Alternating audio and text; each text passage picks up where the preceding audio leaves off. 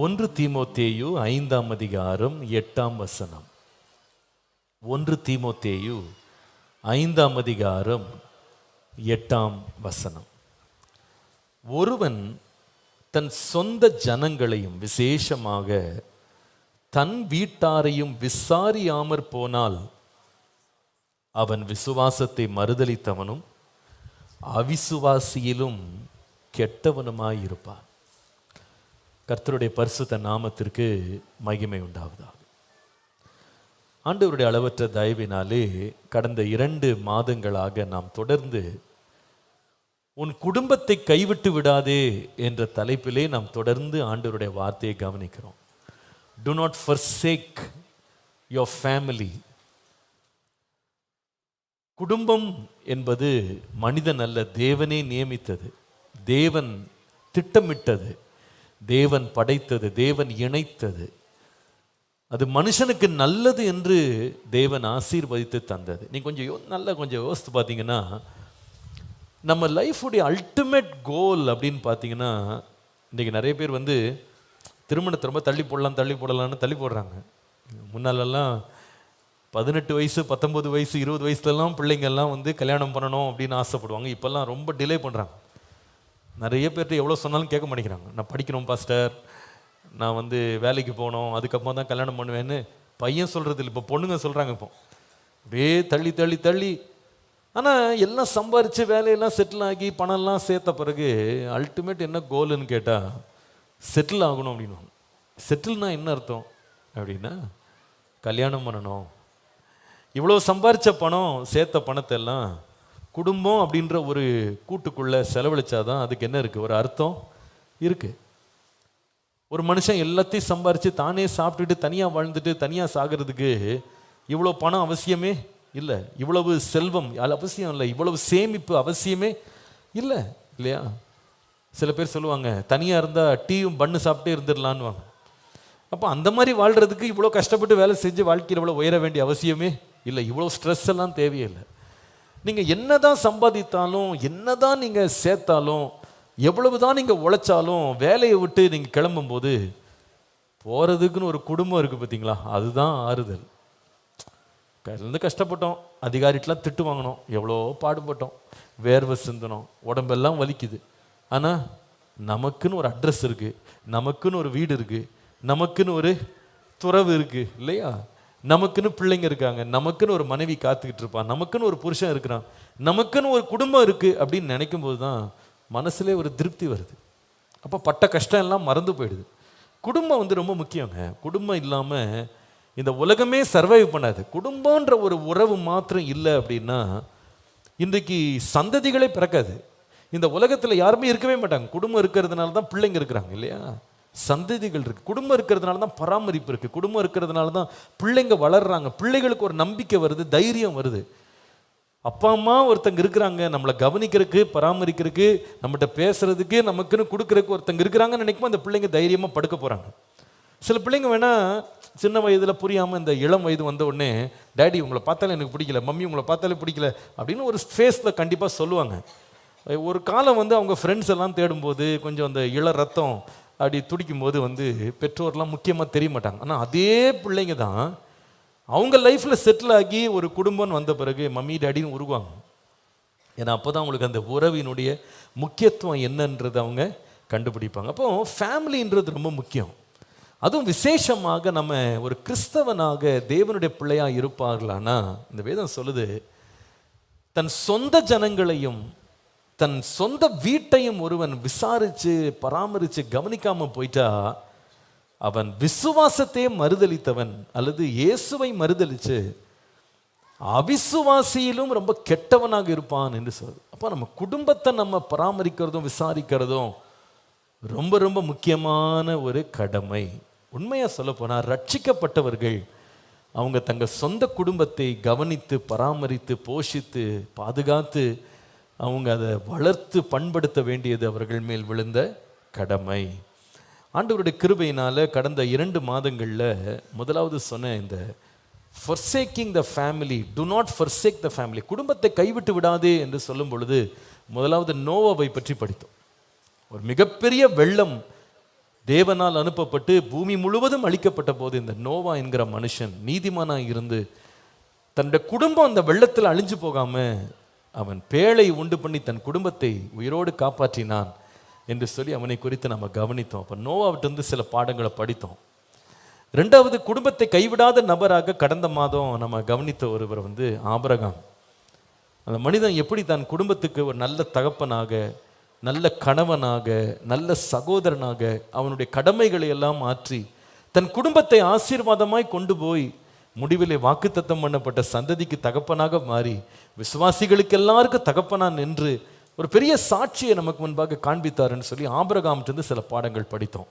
இன்றைக்கு மூன்றாவது ஒரு கதாபாத்திரம் இன்னைக்கு படிக்க போறோம். இன்னைக்கு நம்ம படிக்க போறது ஈசாக்கு. ஈசாக்கிலிருந்து எப்படி இந்த ஈசாக்கு தன் குடும்பத்தின் மேல் கவனம் உள்ளவனாக, தன் குடும்பத்தை கைவிட்டு விடாமல் தன் குடும்பத்தை ரொம்ப அழகாக நடத்தி தன்னுடைய குடும்பத்தை சாட்சியாக அநேகருக்கு ஆசீர்வாதமாய் கொண்டு வந்து நிறுத்தினதை இந்த ஈசாக்கு, ரெபேக்கா இவர்களுடைய வாழ்க்கையிலிருந்து சில நல்ல பாடங்களை நம்ம படிக்க போகிறோம். குடும்பத்தை கைவிடாமல் குடும்பத்தை சரியாக நடத்துவதற்கு இந்த ஈசாக்கு, ரெபேக்கால்ட்டிருந்து படிக்கக்கூடிய ஒரு நல்ல சுபாவத்தில் முதலாவது சுபாவம் ஆதியாகமத்தின் புஸ்தகம் 24ஆம் அதிகாரம் 16 முதல் 19 வசனங்கள். Genesis 24 verse 16 to 19. அந்த பெண், அதாவது ரெபேக்காள், மகா ரூபவதியும் புருஷனை அறியாத கன்னிகையுமாய் இருந்தாள். அவள் துறவில் இறங்கி தன் குடத்தை நிரப்பிக்கொண்டு ஏறி வந்தாள். அப்பொழுது அந்த ஊழியக்காரன், அதாவது எலியேசர், அவளுக்கு எதிர்கொண்டு ஓடி, உன் குடத்தில் இருக்கிற தண்ணீரில் கொஞ்சம் குடிக்க தர வேண்டும் என்றான். அதற்கு அவள், குடியும் என் ஆண்டவனே என்று சீக்கிரமாய் குடத்தை தன் கையில் இறக்கி கொண்டு அவனுக்கு குடிக்க கொடுத்தாள். கொடுத்த பின், உம்முடைய ஒட்டகங்களுக்கும் குடித்து தீருமட்டும் அவைகளுக்கும் மொண்டு வார்ப்பேன் என்று சொல்லி சீக்கிரமாய் தன் குடத்து தண்ணீரை தொட்டியிலே ஊற்றிவிட்டு இன்னும் மொண்டு வர துறவண்டையிலே ஓடி அவனுடைய ஒட்டகங்களுக்கெல்லாம் மொண்டு வார்த்தாள் என்று பார்க்க. குடும்பத்தை கைவிட்டு விடாதே என்று சொல்லும் பொழுது ஈசாக்கு, ரெபேக்காள்கிட்ட படிக்கக்கூடிய ஒரு முதலாவது நல்ல பாடம் என்னவென்றால், the characteristic of hospitality, விருந்தோம்பல் அல்லது வந்தவர்களை பராமரிப்பது, போஷிப்பது, கொடுத்து மகிழ்வது ஒரு குடும்பத்தின் ஆதாரமாக இது இருக்கணும். அந்த நேச்சர் ஆஃப் கிவிங் குடும்பத்தை நடத்துறவங்களுக்கு கண்டிப்பாக இருக்கணும். அப்போதான் அவங்க குடும்பம் சந்தோஷமாக இருக்கும், மகிழ்ச்சியாக இருக்கும். இன்றைக்கு ஒரு குடும்பம் நான், எனக்கு அப்படின்னு சொல்லி ரொம்ப தன்னலமாக தங்களை பற்றியே ஒரு வட்டம் சுற்றி போட்டுட்டு அதிலே நின்றுட்டு தங்களை மாத்திரம் திருப்திப்படுத்துறதுல அவங்க கண்ணும் கருத்துமாக இருக்கிறாங்களோ அது வரைக்கும் அந்த குடும்பம் நிலைத்திருக்காது. என்றைக்கு ஒரு குடும்பம் கொடுப்பதில், விசாரிப்பதில், கவனிப்பதில், மற்றவர்களுக்கு ஈந்து கொடுப்பதில், தாராளமாக கொடுக்கறதில் அவங்க சந்தோஷப்பட ஆரம்பிக்கிறாங்களோ அன்றைக்கு தான் அந்த குடும்பத்திற்கு மகிழ்ச்சி பெருகும் என்பதில் சந்தேகம் இல்லை. இந்த ரெபேக்காளை நீங்கள் கொஞ்சம் கவனித்தாங்க. இந்த ரெபேக்காள்கிட்ட தண்ணீர் கேட்ட எலியேசரை இந்த ரெபேக்காளுக்கு யாருன்னே தெரியாது. அவன் ஒரு அந்நியன். ஆனால் அவன் அந்நியனாக இருந்தாலும் அவன் கேட்டது கொஞ்சம் தண்ணீர் கொடு அப்படின்னா இந்த அம்மா கொஞ்சம் இல்லை, அவன் தாகம் தீரும்படி கொடுத்துட்டு, அவன் கேட்கவே இல்லை. பக்கத்தில் ஒட்டகம் இருக்குன்னா ஒட்டகத்தின் மேலே கூட அந்த அம்மாவுக்கு இறக்கம் வந்துச்சு. இன்னைக்கு நிறைய பேருக்கு வீட்டில் நாய் மேலே இறக்கம் இருக்கு, கட்டின புருஷன் மேலே இறக்கம் இல்லை. நாய்க்கு வேளை கரெக்டாக சோறு போட்டுருவாங்க. ஒரு காலத்தில் இந்த நாய், கோழி இதெல்லாம் வீட்டில் வளர்ப்பாங்க. எதுக்குன்னு சொன்னால் மிச்சம் மீதி ஆனது, பழசா போனதெல்லாம் போடுறதுக்குன்னே அது 2 வச்சுருப்பாங்க. அது மிச்சம் மீதி ஆச்சுன்னா எல்லாத்தையும் உருட்டி அதில் போட்டு அதை சாப்பிட்டு போயிடும். இன்றைக்கி எல்லாம் மாறி போச்சு. அப்படியே நாய்க்கு தனி சமையல் நடக்குது, மிச்சம் மீதி புருஷனுக்கு வருது. இன்னைக்கு சில வீட்டில் இப்படி நடக்குது. இது என்ன சொல்லனே புரிய மாட்டேங்குது. புருஷன் கேட்குறான், ஏதாவது சூடாக இருக்காமா, நீ ஏன் சூடு பண்ணி சாப்பிடு, 3 நாள் உடைய எக்ஸ்பைரி டேட் போகாமல் இருக்குது, அதை சாப்பிட்டுக்கோன்றாங்க. நாய்க்கு வந்து வயிறு கெட்டு போகக்கூடாதான், அதனால அதுக்கு என்ன பண்ணுறாங்கன்னா சூடாக சமைச்சு போடுறாங்க. இன்றைக்கி அதுக்கு தனி கடைகள்லாம் வர வந்துருச்சு இல்லை? வெளிநாட்டுக்கெல்லாம் போனீங்கன்னா பயங்கர வேடிக்கையாக இருக்கும். அந்த நாய்க்கு சட்டை தைச்சு போட்டு, அதுக்கு தொப்பி வச்சு, அதுக்கு க்ரௌன் வச்சு, அது நக்க அதை கொஞ்சிக்கிட்டு கொலாவிக்கிட்டு, அதுக்கு ஏர்பிளேனில் கூடவே கூட்டு வந்துடுறாங்க. எங்கே போனாலும் நாய் இல்லாமல் போகிறதே இல்லை, நாய் இல்லாமல் நான் இல்லை அப்படின்னு இன்னைக்கு நிறைய இடம் அப்படி போயிடுச்சு. நாய்க்கெல்லாம் அவ்வளோ மரியாதை, அவ்வளோ கௌரவம், அவ்வளோ மதிப்பாகி போச்சு இப்போ இல்லையா? ஆனால் இந்த விருந்தோம்பல்ன்றது, இந்த ரெபேக்காள் வந்து நாய்க்கு சாப்பாடு போட தப்பில்லை. சில பேர் அது கோவம் வர வந்துடும். பாஸ்டர் நீங்கள் அதெல்லாம் சொல்லாதீங்க, செல்ல பிராணி நாங்கள்லாம் ரொம்ப கௌரவமாக வச்சுருக்கோம், வச்சுக்கிடுங்க, ஒன்றும் தப்பு இல்லை. வெளிநாட்டில் இப்படிலாம் பேசினா கேஸ் போட்டு உள்ளே போட்டுருவாங்க. ஏன் நாயை பற்றி நீ எப்படி பேசுன அப்படின்னு நம்மளை நாயை ஆக்கி விட்ருவாங்க. அதனால் அந்த திட்டம்லாம் வாங்காமல் இருக்கிறதுக்காக அந்த டாபிக்குள்ளே நான் போகலை. பட் நாய்க்கு சாப்பாடு போடுறது தப்பு இல்லை, அதுவும் பாவம், ஒரு பிராணி தான். வேதமே சொல்லுது, ஒரு நீதிமான் ஜீவராசிகள் மேல் அன்பாக இருக்கிறான், அதை பராமரிக்கிறான்னு போடுறது தப்பு கிடையாது. ஆனால் விருந்தோம்பல் என்பது ரெண்டு பக்கமும் இருக்குது பாருங்களேன், ரெண்டு பக்கமும் இருக்குது. ஒரு அந்நியன் வருகிறான், ஒரு மனுஷன், அவனுக்கும் குடிக்க தண்ணீரை கொடுத்துட்டு, வாய் பேசாத 10 மிருகங்கள் நிற்கிது, ஒட்டகம், அதுக்கும் அவள் தண்ணி வார்த்தாள். ஆனால் ஒட்டகத்து தண்ணி வாக்குறதுன்றது ரொம்ப கஷ்டம். ஒரு முறை நான் ஒரு புஸ்தகத்தில் படித்தேன், ஒரே இழுப்பில் ஒரு ஒட்டகம் வாயை வச்சதுன்னா 70 லிட்டர் தண்ணியை குடிச்சிருமா. எப்படி? அது கொஞ்சம் 10 ஒட்டகத்தோடு சேர்த்து போடுங்க, அதுக்கப்புறம் அது 10 நாள் நடந்து வந்தது சேர்த்துக்கிடுங்க, எவ்வளோ குடிச்சிருக்கோம் அப்படின்னு யோசித்து பாருங்கள். எத்தனை முறை மொண்டிருப்பான்னு யோசித்து பாருங்கள். ஆனால் அவ்வளோத்துக்கும் சளைக்காமல் கொண்டு போய் தண்ணியை ஊற்றி வாரி கொடுத்தாள். ஆனால் அவளுக்கு கொஞ்சம் கூட தெரியாது, இந்த வந்த மனுஷன் வந்து இப்படி ஒத்தங்களுக்கு தண்ணி ஊற்றுவன் தான் என்னுடைய ரொம்ப ஐஸ்வர்யமான என்னுடைய எஜமானுக்கு மருமகளாக வரணும்னு ஜோமனிட்டு நிற்கிறாருன்னு அந்த அம்மாவுக்கு தெரியாது.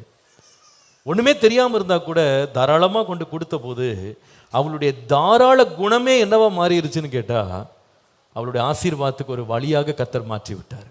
நீங்கள் வேதம் முழுவதும் நீங்கள் வாசித்தீங்கன்னா, எங்கெல்லாம் ஜனங்க தாராளமாக கொடுக்கறதுக்கு ஒரு இருதயம் இருந்துச்சோ, கர்த்தர் அந்த தாராள குணத்தையே ஒரு ஆசீர்வாதத்தின் பாதையாக மார்க்கமாக மாற்றி இருக்கிறார் பாருங்க. இதே போல தான் நீங்கள் ரூத்தினுடைய சம்பவத்தில் படுத்தீங்கன்னா இதே தான் நீங்கள் பார்க்கலாம். இந்த ரூத் என்கிற மருமகள் பாருங்க, மாமியார் மேலே அவள் கசந்து கொள்ளாமல், இந்த மாமியார் வந்து அவள்கிட்ட ரொம்ப அன்பா இல்லை. அவள் சொல்லுகிற அந்த ஓர்பாள் போயிட்டா, அவள் தன்னுடைய வீட்டுக்கு போயிட்டா, நீயும் போயிடு, இனி என்கிட்ட இருந்து பிள்ளைலாம் வராது, நீ போயிடு, நீ உன் வீட்டுக்கே போயிடு, உங்கள் சொந்த வீட்டுக்கே போயிடு அப்படின்னா, இவள் தான் இனிமேல் அதை பற்றி பேசாதீங்கன்னு அண்டி கொண்டா, ஒட்டி கொண்டா. இந்த மாதிரி இந்த பிள்ளையோட கூட வரும்போது கூட ஊராற்ற என்ன சொல்கிறாங்கன்னா, என்னை வந்து நகோமின்னு கூப்பிடாதீங்க, மாறான்னு கூப்பிடுங்கன்னு சொல்லி தன் வாழ்க்கையை வந்து ரொம்ப ஒரு டிப்ரெஸ்ட் ஸ்டேட்டில் இந்த அம்மா வர்றாங்க.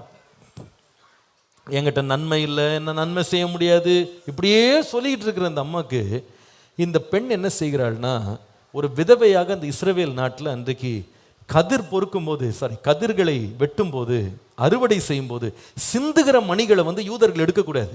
கீழே சிந்துறதை வந்து அந்நியன், பரதேசி, விதவை, திக்கற்ற பிள்ளைகள் வந்து எடுத்துட்டு போகணுன்றதுக்காக கற்பனை இருந்தது, சட்டம் இருந்தது. அந்த சட்டத்தில் இவங்க அறுவடை செய்யும் போது அந்த கதிர்கள்லேருந்து விழுகிற தானியங்களை வந்து தரையில் கிடக்கிறத இந்த ரூத் பொறுக்கி கொண்டு வருகிறாள்.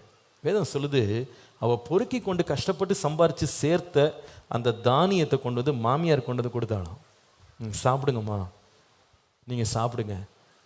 தன்னை வரவேற்காத ஒரு மாமியாருக்கு, தன்னை நேசிக்காத ஒரு மாமியாருக்கு, தன்னை கசந்து கொண்ட ஒரு மாமியாருக்கு இந்த பெண் வந்து எதையுமே எதிர்பார்க்காம கொண்டு வந்து கொடுக்குறாள். அவள்கிட்ட போய் கேட்டிங்கன்னா, எங்கள் மாமியார் எனக்கு திரும்ப கல்யாணம் பண்ணி வைப்பாங்களான்னா நம்பிக்கை கிடையாது. எனக்குன்னு ஒரு வாழ்க்கையை கொடுப்பாங்களா? நம்பிக்கை கிடையாது. அந்த மாதிரி சொல்கிறாங்க, என்னெல்லாம் நீ தேடாத, ஆண்டவரே என் மேலே கசப்பாயிட்டாரு, நானே மாறாவா மாறிட்டேன், என்னெல்லாம் பின்பற்றி வராதுன்னு சொல்லி நம்ம கசந்து நிற்கும் போது இந்த ரூத் பார்த்தீங்கன்னா எடுத்து கொடுத்தாள், தாராளமாக எடுத்து அவள் கொடுத்தாள். அதில் விளைவு என்னன்னு பார்த்தா, அந்த அம்மாக்கே உணர்வு வந்துருச்சு, சே, வாழ வேண்டிய வயசில் இந்த பொண்ணு நம்ம பின்னால் வந்து நான் இருக்கிற இடத்துல தான் இருப்பேன், நான் சாப்பிட்றது தான் சாப்பிடுவேன், என்னுடைய தேவன் தான் அவளுடைய தேவனாக, இப்படி ஒரு இரக்கமாக வர்றாளே, இவ்வளவு கிருபையாக வர்றாளே, இந்த பிள்ளை வந்து இவ்வளவு நம்மளை தேடி வர்றாள், நான் மறிக்கிற இடத்துல தான் நான் மறிப்பேன், நீங்கள் அடக்கம் பண்ணப்பட்ட இடத்துல நான் அடக்கம் பண்ணுவேன்னு இப்படி இறங்கி வர்றாளேன்னு சொல்லி அந்த அம்மாக்கே மனசு மாறிட்டு அந்த அம்மா சொல்கிறாங்க, உனக்கு நான் நன்மையை தேடாமல் இருப்பேனா, உனக்கு நன்மையை தேட நிச்சயமாக நன்மை தேடுவேன்னு சொல்லி கடைசியில் என் கூட வராத, எனக்கிட்ட இருந்து நன்மையே வராதுன்னு சொன்ன அதே அம்மா என்னவா மாறினாங்கன்னா, எப்படி தன் புருஷனை தெரிந்தெடுக்கணும்னு இந்த அம்மாவே அட்வைஸ் கொடுத்தாங்க. நம்முடைய வாழ்க்கையில் எப்பவுமே பாருங்க, வேதம் சொல்லுது, கொடுங்கள் அப்பொழுது உங்களுக்கு கொடுக்கப்படும், அமுக்கி குலுக்கி சரிந்து விழும்படி உங்கள் மடியிலே போடுவார்கள். குடும்பத்தில் மாத்திரம் நீங்கள் short term pleasure, short term Joy, குறுகிய காலத்திற்காக நீங்கள் சந்தோஷத்தை தேடுவீர்களானா நீங்கள் கொடுக்க மாட்டீங்க. எவ்வளவு சேமிக்கலாம் சேமிக்கலாம் சேமிக்கலாம், நமக்குன்னு எப்படி அனுபவிக்கலாம், எப்படி நம்ம சம்பாதிக்கலாம், இப்படி தான் யோசனை வருமே தவிர உங்களுக்கு கொடுக்க மனசு வராது.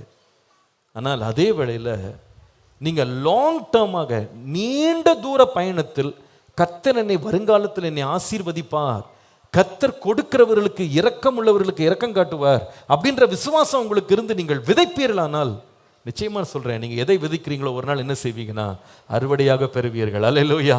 நீங்கள் ஒரு செடியை நீங்கள் விதைச்சிங்கன்னு சொன்னால் அடுத்த நாளே உங்களுக்கு கனி கிடைக்காது, அடுத்த நாளே உங்களுக்கு அறுவடை வராது.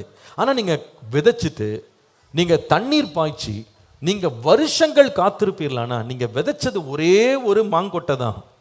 ஆனால் அறுவடை வரும்போது பார்த்தீங்கன்னா காலத்துக்கு மூட்டை மூட்டையாக என்ன பண்ணுவீங்க, அறுவடை எடுத்துட்டு சாப்பிட கூட முடியாது உங்களால். பக்கத்து வீட்டுக்காரங்களுக்குலாம் எடுத்து கொடுப்பீங்க, எல்லாரும் சாப்பிடுங்கன்னு கொடுக்கத்தக்கதாக இன்னும் அதிகமாக கொடுக்கும்படி கர்த்தர் என்ன பண்ணிடுவார், மாற்றிடுவார். ஆனால் அதுக்கு ஆரம்பம் எங்கன்னு கேட்டால் கொடுக்கறதுல தான் இருக்குது, விதைக்கிறதுல இருக்குது, நீங்கள் தியாகம் பண்ணுறதுல இருக்குது. நீங்கள் ஆரம்ப நாட்களில் மற்றவர்களுக்கு கொடுப்பது, மற்றவர்களுக்கு இறங்குவது, மற்றவர்களை நீங்கள் பராமரிப்பதில் நீங்கள் உங்களுடைய ஆரம்ப நாட்களை செலவழிக்கும் போது பிந்தின நாட்கள் நீங்கள் கொடுக்கிறவர்களாய் மாத்திரமல்ல வாங்குகிறவர்களாயும் கர்த்தர் உங்களை மாற்றி பெருக பண்ணுவார். அல்லேலூயா. இந்த குடும்பத்திற்குள்ள இந்த ஹாஸ்பிட்டாலிட்டி அப்படின்ற ஒரு சுபாவம் மிக மிக அவசியம். கொடுப்பது பாருங்க, இந்த கொடுக்கிற சுபாவம் அப்படின்றது ஹஸ்பண்ட் ஒய்ஃப்குள்ள, ஒரு கணவன் மனைவிக்குள்ள இந்த பரிமாற்றங்கள் கொடுத்து கொடுத்து ஒருவரை ஒருவர் சந்தோஷப்படுத்துறது, குடும்பத்தாருக்குள்ள நீங்கள் கொடுத்து உதவி செய்து பராமரிக்கிறது பாருங்க, உங்களை ஆசீர்வதிக்கிறது மாத்திரமல்ல, அது உங்கள் பிள்ளைகளுக்கு ஒரு நல்ல ஒரு எடுத்துக்காட்டாக மாறும். அந்த பிள்ளைகள் கூட ஒரு நாள் சமுதாயத்தில் வளர்ந்து வரும்போது உங்களுக்கு ஒரு பெரிய நற்பெயரை கொண்டு வருவாங்க. என்ன தெரியுமா, பார்க்குறவங்களாம் சொல்லுவாங்க, எப்படிங்க இந்த பிள்ளை இப்படி ஒரு உதவி செய்து, எப்படி இவ்வளவு அன்பாக இருக்கு, எப்படி இவ்வளவு தாராளமாக இருக்கு அப்படின்னு கேட்டால் அந்த பிள்ளை சொல்லுவா, அது எங்கள் மம்மிகிட்ட தான் கற்றுக்கிட்டேன், எங்கள் டேடிகிட்டேருந்து நான் கற்றுக்கிட்டேன் அப்படின்னு சொல்லுவாங்க. அப்போ நாம் கொடுக்கும்போது அது நமக்கு ஆசீர்வாதம் மாத்திரம் இல்லை, நம்ம பிள்ளைகளுக்கும் என்னவா மாறுது, ஒரு எடுத்துக்காட்டாக மாறுது. It becomes an example. நம்ம பிள்ளைங்க கற்றுக்கொள்ளக்கூடியதாக மாறுகிறது. என் மனைவி அடிக்கடி சில காரியங்களை அவங்க அம்மாவை பற்றி சொல்லிகிட்டே இருப்பாங்க என்கிட்ட. எனக்கு ஆச்சரியமாக இருக்குது, இத்தனை வருஷம் கழிச்சு கூட இதெல்லாம் ஞாபகம் வச்சுருக்காங்களேன்னு நான் நினைப்பேன். அவங்க சொல்லுவாங்க, டெய்லி காலையில் அவங்க சமைச்சு முடித்த உடனே அவங்க ஒரு கவர்மெண்ட் ஸ்கூலில், ஒரு மிஷன் ஸ்கூலில் தான் அவங்க ஒரு ஹெட்மிஸ்ட்ரஸாக இருந்து அவங்க ரிட்டையர் ஆனாங்க. அவங்க அந்த ஸ்கூலில் படித்த பெரும்பாலான பிள்ளைகள் ஃபீஸ் கூட கட்ட முடியாமல் ஏழை பிள்ளைகள் தான் அங்கே படித்தாங்க. அப்போ என்னுடைய மாமியார் என்ன செய்வாங்களாம், என் மனைவி சொன்னது சொல்கிறேன், அவங்க என்ன பண்ணுவாங்களாம், காலையில் சாப்பாடு செஞ்சுட்டு அதில் ஏதாவது கொஞ்சம் அதிகமாகிடுச்சுன்னா உடனே அதை பேக் பண்ணுவாங்க. பேக் பண்ணி அந்த இட்லி சாம்பார் அதுக்கப்புறமா குழம்பு கூட்டு எது இருந்தாலும் எடுத்துகிட்டு போயிட்டு 2 பை நிறைய தூக்கிட்டு போவாங்க. தூக்கிட்டு போனால் இவங்களாம் கேட்பாங்க, ஏம்மா இப்படி தூக்கிட்டு இப்படி சுற்றுறீங்க, இவ்வளோ வெயிட்டை தூக்கிட்டு போகிறீங்க அப்படின்னு கேட்டால் அவங்க சொல்லுவாங்களாம், இல்லை அங்கே நிறைய ஏழை பசங்க இருப்பானுங்க, சாப்பாடு கூட சாப்பிடாம காலில் வெறும் வயிற்றில் வருவானுங்க, அவனுக்கு ஏதாவது கொடுக்கணும். போகிற வழியில் கோயாக்கா அது இதுன்னு எதையாவது வாங்கிட்டு பையில் போட்டுக்கிட்டு எல்லாருக்கும் வெட்டி வெட்டி கொடுப்பாங்களாம், சாப்பிடுங்களா. சில பேர் பசங்க பசியாக இருந்தால் நிற்பானுங்களாம், டீச்சர் எதாவது எடுத்துகிட்டு வந்தீங்களா டீச்சர் இங்கே அதை கொடுப்பாங்களாம். என் ஒய்ஃப் சொல்லுவாங்க, நானும் போயிருக்கேன், இப்போ அவங்க வீடு தாம்பரத்தில் சிட்லப்பாக்கம்னு ஒரு இடத்துல இருக்குது. அந்த சிட்லப்பாக்கத்துலேருந்து அப்போ அவங்க வீட்டிலேருந்து ரயில்வே ஸ்டேஷன் போயிட்டு அங்கேருந்து அவங்க பல்லாவரத்துக்கு ஸ்கூலுக்கு போகணும். இந்த சிட்லப்பாக்கம் அவங்க வீட்டிலேருந்து பல்லாவரம் அந்த சிட்லப்பாக்கம் என்ன ஸ்டேஷன் அது, என்ன குரம்பேட்டா சானிட்டோரியம் ஸ்டேஷன் ஒன்று இருக்குது பக்கத்தில். அந்த சானிட்டோரியம் ஸ்டேஷன் வர்றதுக்கு எப்படி ஒரு 3 கிலோமீட்டர் இருக்கும். அப்போ என்னுடைய மாமனார் அப்போல்லாம் ஆட்டோக்கெல்லாம் கம்மி தானே காசெல்லாம், 10 ரூபா கொடுத்து சொன்னாங்களாம், நீ ஆட்டோவில் போயிடு நடந்து போகாதன்னு சொல்லுவாங்க. எங்கள் மாமியார் என்ன பண்ணுவாங்களாம், அந்த ஆட்டோவுக்கு காசு கொடுத்தாலும் அந்த காசை யூஸ் பண்ணாமல் அந்த காசுக்கு ஏதாவது பொருளை வாங்கிட்டு அந்த ஏழை பிள்ளைகளுக்கு கொண்டு போய் கொடுப்பாங்க. சில வேளையில் என்னுடைய மனைவியும் வந்து சின்ன வயதில் இருக்கும்போது அவங்க ஸ்கூலுக்கு அவங்களோட போவாங்களாம். போயிட்டு திருப்பி வரும்போது, அம்மா கால் வலிக்குதுமா, ஏதாவது ஆட்டோவில் போகலாமா அப்படின்னா, சும்மா நடந்து வா, இந்த வயசில் உனக்கு நடக்கிறதுக்கு என்ன கால் வலி? அம்மா அப்பா தான் காசு கொடுத்தாங்கல்ல, அந்த காசையாவது நீ ஆட்டோ கொடுக்காம என்னை நடத்தி வர வைக்கிற அப்படின்னு கேட்டா, இல்லை அந்த 10 ரூபாய் 20 ரூபா வச்சு ஏதாவது வாங்கி பிள்ளைங்களுக்கு கொடுத்தா அவன் பசியாக இருப்பான்ல, அவன் பாவம், அவனுக்கு கொடுப்போம். பாருங்க, அந்த சுபாவம் பாருங்க. நான் கவனிச்சேன், என் மனைவிட்டு நான் பார்த்துருப்பேன், செலவுக்குன்னு ஒரு காசை கொடுத்துருப்பேன், இந்த வாரத்துக்கு செலவுக்குன்னு காசை கொடுப்பேன். 4 நாளில் வந்து நிற்பாங்க, காலி ஆயிடுச்சுன்னுவாங்க. என்ன காலி ஆயிடுச்சுன்னா, இப்போ தானே கொடுத்தேன் அப்படின்னு அவங்க சொல்லுவாங்க. இல்லை, அந்த சிஸ்டர் வந்தாங்க, அவங்க ரொம்ப கஷ்டப்படுறாங்க, அவங்களுக்கு கொடுத்துட்டேன், இவங்களுக்கு கொடுத்துட்டேன். இது எங்கேருந்து வந்துச்சுன்னு கேட்டால், ஒரு தாய் வந்து அந்த கொடுக்கிற சுபாவத்தை தன் பிள்ளைக்கு முன்பாக உட்கார வச்சு பாடம் எடுக்கலை. ஆனால் அதை கொடுக்கறத பிள்ளைங்க பார்த்துட்டே இருக்கும்போது அவங்களுக்குள்ள என்ன வந்துடுது? கொடுக்கணும்னு வந்துடுது. எங்கள் டேடியை நான் ரொம்ப பார்த்துருக்கேன். அவங்க பக்கத்துலேருந்து பார்த்தா அவங்க ஆண்டவர் கிருபையில் ரொம்ப ஆசீர்வதிக்கப்பட்டாங்க. ஜனங்கள் வந்து தாராளமாக அவங்களுக்கு கொடுத்தாங்க. ஆனால் அவங்களுடைய இருதயம் எப்பவுமே எப்படி இருக்கும்னா, கொடுக்கறதுலேயே அவங்க வாஞ்சையாக இருப்பாங்க. அநேக முறை ஊழியக்காரர்களை கூப்பிட்டு, இதை போய் அவங்களுக்கு கொடுத்துருவாங்க, இவங்களுக்கு கொடுத்துருவாங்க, இதை செய்யுங்க, அதை செய்யுங்க அப்படின்னு சொல்லுவாங்க. எனக்கு கர்த்தருடைய கிருபையினால் அதே பார்த்து பார்த்து பார்த்து பார்த்து எனக்கு இந்த சேமிக்கிற ஒரு விருப்பமே எனக்கு வராது. ஒரு காசு சேர்ந்துருச்சு, ஒரு நல்ல காணிக்கை வந்துச்சுன்னா அதை அப்படியே நம்ம சேர்த்து வைக்கணும் அப்படின்னு நினைக்க வராது. தேவை உள்ளவங்க இருக்காங்களா, வீடு கட்டி கொடுப்பா, அவங்களுக்கு அந்த உதவி செஞ்சிரு. அது எங்கேருந்து வந்து நான் திரும்பி பார்த்தேன்னா, எங்கள் டேடியும் மம்மியும் அதை செய்கிறத நான் பார்த்துட்டே இருந்தேன். அவங்க எப்போ பார்த்தாலும் அதை கொடுப்பாங்க. யாராவது ஏழைங்க வந்தாங்கன்னா, திக்கற்றவங்க வந்தாங்கன்னா, விதவைகள் வந்தாங்கன்னா எடுத்து எடுத்து கொடுத்துட்டே இருப்பாங்க. அதை வந்து அவங்க சொல்லலை அப்போல்லாம், இப்படி தான் நான் கொடுக்குறேன், அப்படி தான் கொடுத்தேன், இந்த பாரு இப்படி கொடுக்கணும் அப்படிலாம் அவங்க வாயத்திலிருந்து எனக்கு எதுவுமே பாடம் எடுக்கல. ஆனால் பார்க்க வைத்தார் ஆண்டவர். அதை பார்க்க பார்க்க பார்க்க நமக்குள்ளே என்ன வந்துடுது? அந்த சுபாவம், நம்மளும் கொடுக்கணும் கொடுக்கணும் கொடுக்கணும், அந்த வாஞ்சை வந்துடுது. நான் சொல்லுவேன், இந்த கொடுக்கறது அப்படின்றது நம்ம வீடுகளுக்குள்ளே இருக்கணும். சில வீடுகளில் பேச்சே எப்படி இருக்குன்னு கேட்டால், அவங்களாம் கொடுக்காத பேச்சு, மாமியார் கொடுக்காத கொடுக்காத ஒன்றும் கொடுக்காத, பிள்ளை பார்த்துட்டே இருக்கு, என்னடா இப்படி சொல்கிறாங்க, அப்படி தான் கொடுக்கக்கூடாது போல இருக்கு. அந்த பிள்ளை வளரும்போது என்ன பண்ணாது? இதுக்கு மேலே டபுள் மடங்காக சொல்லும், கொடுக்காத கொடுக்காத கொடுக்காத. தமிழ் ஏதோ சொல்லுவாங்கல்ல, இதெல்லாம் எங்கள் மனைவி சைட்லேருந்து வர்றது, எனக்குலாம் எதாவது தெரியாது. அவங்க தான் பழமொழி நாயகன். அவங்க என்னமோ சாப்பிட்ட கையினால் காக்கா கூட விரட்ட மாட்டாங்களாம் சில பேர். அதுலேருந்து 2 பருக்க விழுந்து அது சாப்பிட்டு போயிட போகுதுன்னு சாப்பிட்ட கையில் காக்காவை கூட என்ன பண்ண மாட்டாங்களாம், விரட்ட மாட்டாங்களாம். அந்த மாதிரி சில பேர் இருப்பாங்க. கொடுக்கறதுனாலே அவங்களுக்கு முடியாது. நான் சொல்லுவேன், வீடுகளுக்குள்ள ஒரு நல்ல பழக்கம். ரெபேக்காள் பார்த்தீங்கன்னா அந்த கொடுக்கிற ஒரு சுபாவம், மற்றவங்களுடைய தேவைகளை சந்திக்கணும், நம்முடைய தேவைகளை பின்னால் வைக்கணும், மற்றவர்களுக்கு முதலிடம் கொடுக்கணும், இரக்கம் காட்டணும், கருணை காட்டணும், அன்பா இருக்கணும். அந்த ஒரு சுபாவம் ஒரு குடும்பத்துக்கு ரொம்ப ரொம்ப அவசியம். பாருங்க, ரெபேக்காள் தான் இப்படின்னு பார்த்தா ஈசாக்குக்கும் அந்த ஒரு நல்ல சுபாவம் இருந்திருக்கு பாருங்களேன். மற்றவர்களுடைய தேவை நேரத்தில் இறங்கணும் அப்படின்ற ஒரு சுபாவம். நீங்க ஆதியாகமம் 25ஆம் அதிகாரம் 21ஆம் வசனம் வாசிப்பீங்களான்னா, மலடியாய் இருந்த தன் மனைவிக்காக ஈசாக்கு கர்த்தரை நோக்கி வேண்டுதல் செய்தான். கர்த்தர் அவன் வேண்டுதலை கேட்டருளினார், அவன் மனைவி ரெபேக்காள் கர்ப்பம் தரித்தாள். இது வந்து உங்களுக்கு இதில் என்ன பாஸ்டர் கொடுக்கறதுன்னு இருக்குன்னு நீங்கள் யோசிக்கலாம்.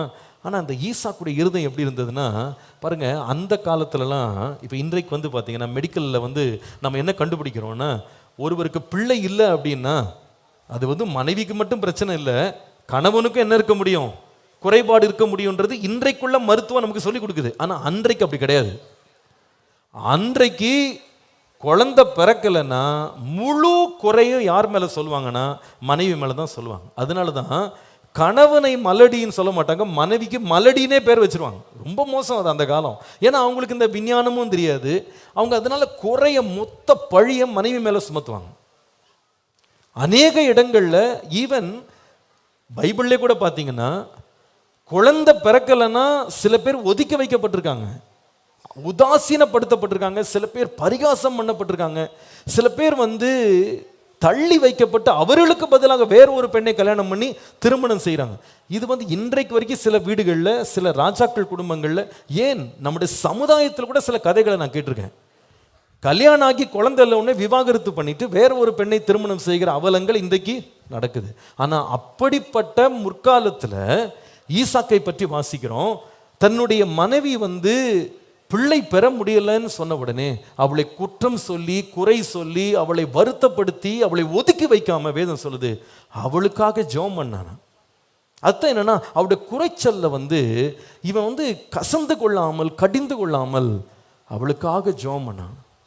உன் குறைவில் நான் நிற்கிறேம்மா, கவலைப்படாத, நானும் உன்னோட ட்ராவல் பண்ணுறேன், உனக்காக நான் ஜெபம் பண்ணுறேன், நீ கவலைப்படாத. அது எவ்வளோ பெரிய ஆறுதலாக இருந்திருக்கும் ஒரு மனைவிக்கு அன்றைக்கு. ஏனென்றால் சமுதாயமே அவளுக்கு ஒரு பட்டம் கொடுத்து ஒதுக்கி வச்சிருக்கோம். ஆனால் ஒதுக்கி வைக்கப்பட்ட நேரத்தில் கணவன் பாருங்க பக்கத்தில் நின்று, கவலைப்படாத, உனக்காக நான் ஜெபம் பண்ணுறேன், கர்த்தர் உன் நிந்தையை நீக்குவார், கர்த்தர் உனக்கு உதவி செய்வார்னு சொல்லி அந்த மனுஷன் கூட நின்று ஜெபம் பண்ணான். அவளுக்கு ஜெபத்திற்கு உதவி செய்தான் பாருங்க. நான் சொல்லுவேன், இந்த ரெண்டு பேருக்கும் உள்ள அந்த கொடுக்கிற சுபாவம், மற்றவர்களுடைய குறைகளை பார்க்கும்போது அதற்காக எழுந்து நின்று குறை சொல்லாம, குற்றம் சொல்லாம, ஐயோ இப்படி இல்லை அப்படி இல்லைன்னு குறை பேசிட்டே இல்லாம எழும்பி உதவி செய்யற சுபாவம் இருக்கு பாருங்க. அது ஒரு தெய்வீக குணம். நம்முடைய வீடுகளுக்குள்ள இந்த விருந்தோம்பல், குறைவுகளை தீர்க்கிற ஒரு சுபாவம் இருக்கணும். இதை நான் சொல்லுவேன், நம்ம பிள்ளைகளுக்கு நாம் உட்கார வைத்து பாடம் சொல்லி கொடுக்காம நாம் அதை நடைமுறையிலே காட்டுவோமானால் நம்ம பிள்ளைங்க தானாக படித்துக் கொள்வாங்க. ஆமீன். நம்ம வீட்டுக்குள்ள இது வரணும். உன் குடும்பத்தை கைவிட்டு விடாதே என்று சொல்லும் பொழுது நான் முதலாவது சொல்லுவேன், இந்த ஈசாக் ரெபெக்காள்கிட்ட படிக்க வேண்டிய பாடம் கொடுக்கிற ஒரு குணம், ஹாஸ்பிட்டாலிட்டி. வேதம் சொல்லுகிறது, அந்நியரை உபசரிக்க மறவாதீங்க, ஏழைக்கு இறங்குங்க, கர்த்தருக்கே கடன் கொடுப்பீங்க இல்லையா. நம்ம கொடுக்கிற சுபாவத்தை கர்த்தர் நமக்கு கிருபையாக பாருங்க. நிறைய பேர் நம்ம பொதுவாக நம்ம கொடுக்கறத பற்றி சொல்லும்போது நம்ம எப்படி யோசிக்கிறோம் அப்படின்னா, சில பேர் சொல்லுவாங்க என்கிட்ட, பாஸ்டர் எனக்கு மட்டும் நிறைய இருந்தால் நான் கொடுத்துருவேன் பாஸ்டர் அப்படின்வாங்க. உண்மை என்னென்னா, நிறைய இருக்கிறதுனால யாரும் கொடுக்கறது இல்லை. பெரிய மனம் இருந்தால் எவ்வளவு இருந்தாலும் கொடுப்பாங்க. ஒரு முறை ஒரு ஹோட்டலில் ஒரு சின்ன பையன் ஒரு ஏழை பையன் பரிதாப கோலத்தில் அந்த ரெஸ்டாரண்ட்டுக்குள்ளே வந்தானா. ரெஸ்டாரண்ட்டுக்குள்ளே அவனுக்கு ஏதாவது உட்கார இடம் கொடுக்க மாட்டாங்களான்னு தேடினா, அந்த வெயிட்டர் இவனை பார்த்த உடனே இவனுடைய கோலத்தை பார்த்துட்டு அவனுக்கு இடமே கொடுக்காம, என்ன வேணும் அப்படின்னு அதட்டி பேசினான். எனக்கு ஐஸ்கிரீம் வேணும்னு கேட்டான். சரி உட்காரு அப்படின்னு அந்த பொண்ணு இவனை ரொம்ப பார்த்த உடனே ஏழை பையன்னு சொல்லிட்டு அதட்டி உட்கார வச்சு, இவனும் உட்காந்துருக்கான். உட்காந்த உடனே கேட்டான், உனக்கு என்ன ஐஸ்கிரீம் வேணும் அப்படின்னு கேட்டான். அவர் சொன்னாலாம், எனக்கு சாக்லேட் சண்டே வேணும் அப்படின்னு. சாக்லேட் சண்டேனா $1.50 அப்படின்னு சொன்னான். உடனே அந்த பாக்கெட்லேருந்து எண்ணிட்டு சொன்னான், வேற ஏதாவது இருக்கா அப்படின்னு கேட்டான். வெண்ணிலா இருக்கு அப்படின்னா. எவ்வளோ வெண்ணிலான்னு கேட்டான். அது $1 வாங்குறியா இல்லையா அப்படின்னு மிரட்டியிருக்கு. உடனே எனக்கு வெண்ணிலாவே கொடுங்க அப்படின்னு. இந்த பொண்ணு போயிட்டு வெண்ணிலா ஐஸ்கிரீம் அந்த வெயிட்டர் எடுத்துகிட்டு பட்டுன்னு மேஜையில் வச்சுட்டு அவள் போயிட்டான். இந்த பையன் வெண்ணிலாவை அப்படியே நல்லா ருசிச்சு சாப்பிட்ருக்கான். சாப்பிட்டு முடிச்சுட்டு அந்த பொண்ணு பில்லை கொண்டு வேகமாக அந்த மேஜையில் ஒரு அசட்டை அப்படி தூக்கி போட்ட மாதிரி தூக்கி போட்டு, பே பண்ணு அப்படின்னு. ஐ வில் பே அப்படின்னு சொல்லிட்டு சாப்பிட்டெல்லாம் முடிச்சுட்டு அவன் பே பண்ணுறதுக்கு அந்த புக்குக்குள்ளே தன் காசை வச்சுட்டு அந்த பையன் எழுந்து போயிட்டான். இந்த பொண்ணு வேகமாக இவன் காசை ஏதாவது கம்மியாக கொடுத்துட போகிறான்னு சொல்லி வேகமாக அந்த புக்கை திறந்து பார்த்து அதில் $1.50 இருந்துச்சான். அதில் அந்த பையன் எழுதியிருந்தானா, 50 cents is your tip, 50 cent உனக்கு டிப்பாக வச்சுருக்கேன். அதை பார்த்தோன்னே கண்ணெல்லாம் கண்ணீராக மாறிடுச்சு. அந்த ஏழை பையன் அவனுக்கு சாக்லேட் சண்டே வாங்குறதுக்கு $1.50 அவன்கிட்ட இருக்கு. ஆனால் அவன் எப்படிப்பட்டவனாக இருந்தான்னா, $1.50 இருக்கிறதுக்கு மொத்தமாக நான் சாப்பிட்டேன்னா இந்த பொண்ணுக்கு எதுவும் கொடுக்க முடியாதுன்னு சொல்லி $1 அவன் ஐஸ்கிரீம் வாங்கிட்டு அந்த $1/2 அந்த பொண்ணுக்கே என்ன பண்ணியிருக்கான், டிப்பாக கொடுத்துட்டு போயிருக்கான். கொடுத்தல் அப்படின்றது நிறைய இருக்கிறதுனால கொடுக்கறது இல்லை, மனம் இருந்தால் மார்க்கம் உண்டு. வேதம் சொல்லுது, கொஞ்சத்தில் நீங்க உண்மையா இருந்தா அதிகத்துல நீங்க எப்படி இருப்பீங்க? உண்மையா இருப்பீங்க. நம்ம இருக்கிற கொஞ்சத்துல நம்ம கொடுக்க பழகும் போது கர்த்தர் அதிகமாக கூட கொடுக்கிறது கர்த்தர் நம்மை ஆசீர்வதிப்பார். அல்லேலூயா. இன்னைக்கு நிறைய பேர் எத்தனை லட்சங்கள் வாங்கினா கூட அவங்க கொடுக்கறதுக்கு என்ன இருக்காது? மனம் இருக்காது. ஆனால் நான் சில வேளையில் பார்த்துருக்கேன், அவங்க வாங்குறதே 100 தான் இருக்கும், ஆனால் அதில் அவங்களுக்கு இருக்கிற தாராளத்தை பார்க்கும்போது ஆச்சரியமா இருக்கும். அந்த கொடுக்கிற குணத்தை என் வீட்டுக்குள்ள நான் வளர்க்கிறதுக்கு, என் குடும்பத்தை கட்டுறதுக்கு ஆண்டவரே கிருபைத்தார். இந்த கொடுத்தல் அப்படின்றது பணம் மாத்திரம் கொடுக்கறதுன்னு நினைச்சிடாதீங்க. பணம் சில வேளையில் ஈஸி கொடுக்கறது, ஆனால் அநேக வேளையில் ஆவிக்குரிய ரீதியில் ஒருத்தருக்கு உதவியாக நிற்கிறது, அவங்களுக்கு ஜெபம் பண்ணுறதும் ஒரு கொடுத்தல் தான். அவங்க துக்கத்தின் நேரத்தில் கூட நின்று அவங்களுக்கு ஆறுதல் சொல்லி அவங்கள தைரியப்படுத்தி உற்சாகப்படுத்தி அவங்களுக்கு தோள் கொடுத்து நிற்கிறது, அதுவும் கொடுக்கறது தான். அவங்க பலவீன நேரத்தில் போய் அவங்களுக்கு உதவி செய்யறது, அதுவும் கொடுக்கறது தான். நீங்க கொடுத்து கொடுத்து கொடுத்து கொடுத்து அந்த வீட்டுக்குள்ள வந்து ஒரு ஹாஸ்பிட்டாலிட்டியை நீங்க வளர்த்து கொள்ளுங்க. சில வெளியில நாம என்ன பண்ணிடுவோம்னா, தன்னலம் அப்படின்றது நீங்க வெறும் பணத்தை பற்றி மட்டும் நினைக்காதீங்க. That is only one part, financial giving. But there is also something called physical giving. ஒரு மனைவி பலவீனப்படும் போது, கணவன் பலவீனப்படும் போது, ஒரு மனைவி போய் அன்போடு அவனை உபசரித்து பராமரித்து போஷித்து, ஒரு கணவன் அவளை கவனித்து கொண்டு அவளுக்கு உதவி செய்து என்னென்ன விதமாக அவங்களுக்கு ஹெல்ப் பண்ண முடியுமோ செய்கிறது ஒரு விதமான ஹாஸ்பிட்டாலிட்டி தான். ஒருத்தர் ரொம்ப துக்கமாக தோல்வியில், அவங்க பயத்தில், அவங்க வாழ்க்கையில் வந்த வெறுமைகளை நிற்கும் போது ஒரு மனைவி போய் நின்று இமோஷ்னலாக ஹெல்ப் பண்ணுறது, பயப்படாதீங்க, தைரியமாக இருங்க, 2 அன்பான வார்த்தைகள் சொல்கிறது, உண்மையாகவே அது ஒரு பெரிய ஹெல்ப் தான். அது ஒரு பெரிய ஹாஸ்பிட்டாலிட்டி இல்லையா? ஒருத்தருக்கு ஜெப உதவி செய்கிறது, கவலைப்படாதீங்க, நீங்கள் தூங்குங்க, நான் ஜெபம் பண்ணுறேன், நீங்கள் பயப்படாதீங்க, கர்த்தர் எல்லாம் செய்வார் அப்படின்னு சொல்கிறது வந்து ஒரு பெரிய ஹெல்ப். கர்த்தர் அதற்கு தான் ஒரு மனைவியை கணவனுக்கும் கணவனை மனைவிக்கும் துணையாக கொடுத்தார். எதற்குனா ஒருவருக்கு ஒருவர் உதவி செய்யும்படி. இந்த ஹாஸ்பிட்டாலிட்டி நமக்கு ரொம்ப ரொம்ப தேவை, ரொம்ப ரொம்ப அவசியம். இன்றைக்கி நிறைய வீடுகளில் இன்றைக்கி நிறைய பேர் வாங்குறதுல தான் ரொம்ப கவனமாக இருக்கிறாங்க. சில பேர் வேலை வாங்குவதிலேயும் ஒருவரையே சார்ந்து மொத்த வேலையை அவங்க மேலே போட்டுட்டு ஜமீன்தார் மாதிரி காலை நீட்டி போட்டு உட்கார்றவங்க இருக்காங்க வீட்டில். அந்த சுபாவங்கள் மாறணும், உதவி செய்யணும். பாருங்க, சில வீடுகளில் வந்து இந்த காலகட்டத்தில் அநேக மனைவிமார் வேலைக்கு போகிறவங்களும் இருக்காங்க. ஒரு கணவன் என்ன எதிர்பார்க்கப்படுகிறான்னா, காலையிலேருந்து 8 மணி நேரம் 10 மணி நேரம் நின்று உட்காந்து கஷ்டப்பட்டு நான் வேலை செய்ய போகிறேன். அவங்க கேட்குற உதவி என்னன்னு கேட்டால், என்னை காலையில் பஸ் ஸ்டாண்டில் கொண்டு வந்து ட்ராப் பண்ணுங்க, அவ்வளோதான் கேட்பாங்க. அதுக்கு பார்த்தீங்கன்னா சில கணவன்மார் கடிந்து கொள்றதும் கசந்து கொள்றதும், அவங்களுக்கு இன்ஸ்டண்ட்டாக கால் வலி வந்துடும், கால் இழுத்துக்கிடும், பைக்கில் பெட்ரோல் காலி ஆயிரும், எதையாவது ஒன்று சொல்லுவாங்க, உதவி செய்ய மாட்டாங்க. ஆனால் மனைவி வாங்கிட்டு வர சம்பளம் மட்டும் வேணும். சம்பளத்தை என்ன போன மாசத்தை கூட 5 ரூபா கம்மியாக இருக்கு, கணக்கு கரெக்டாக கேட்பாங்க. உதவி செஞ்சீங்களா? ஏதாவது ஒரு உதவி இருக்கு?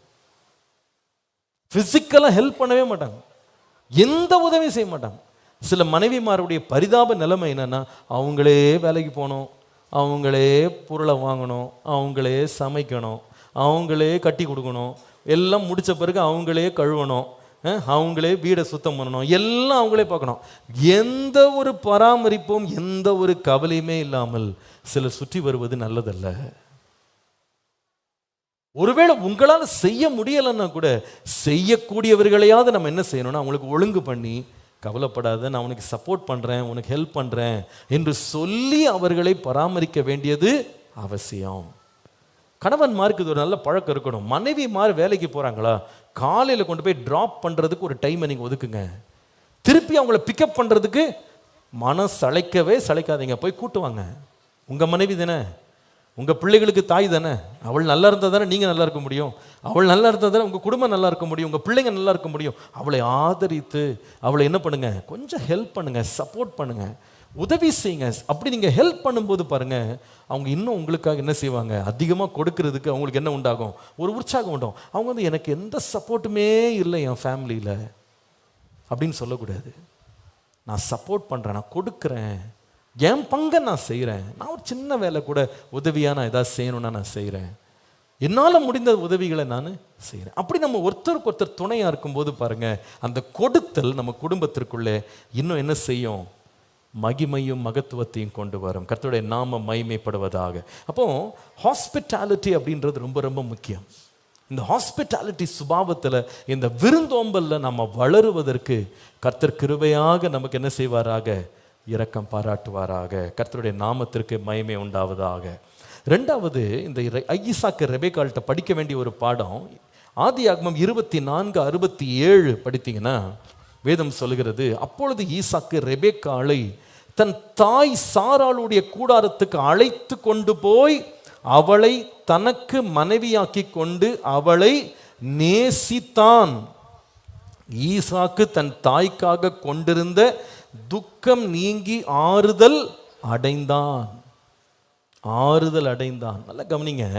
இந்த ஈசாக்கு ரெபெக்காள்கிட்ட படிக்கக்கூடிய ஒரு ரெண்டாவது நல்ல குணம் உங்க குடும்பத்தில் என்னன்னு கேட்டா, they not only were hospitable to each other, ஒருவருக்கொருவர் விருந்தோம்பல் செய்கிறவர்களாய் மாத்திரம் அல்ல, these people honored each other, ஒருவரை ஒருவர் கௌரவித்தார்கள், மதித்தார்கள், கனம் பண்ணினார்கள், ஒருவருக்கொருவர் மதிப்பை தந்தார்கள். இந்த ஈசாக்குடைய அம்மா அப்பதான் இறந்துட்டாங்க. அவன் துக்கம் கொண்டாடிட்டு இருக்கான் அம்மாவுக்காக. ஆனால் இப்பொழுதோ வீட்டுக்கு ஒரு மனைவி வருகிறாள். மனைவி வந்த உடனே வேதம் சொல்லுகிறது, அவளை தன்னுடைய தாயினுடைய கூடாரத்துக்கு கொண்டு போய் அவளை மனைவியாக்கி கொண்டு நேசித்தான். அப்படின்னா அர்த்தம் என்னன்னா, எங்கள் தாயினுடைய ஸ்தானத்தில் உன்னை நான் வச்சிருக்கிறேன். அந்த கௌரவத்தை அவன் தன் மனைவிக்கு கொடுத்தான். அதே போல நீங்கள் ரெபெக்காளை பாருங்க, அவளுக்கு இருந்த சுபாவம் நீங்கள் வாசிப்பீர்களானால் ஆதியாகமம் 24 64 65 வாசிக்கும் போது, ரெபெக்காளும் தன் கண்களை ஏறெடுத்து ஈசாக்கை கண்டபோது ஊழியக்காரனை நோக்கி, அங்கே வெளியில் நமக்கு எதிராக நடந்து வருகிற அந்த மனிதன் யார் என்று கேட்டாள். அவர்தான் என் எஜமான் என்று ஊழியக்காரன் சொன்னான். அவர்தான் ஈசாக்.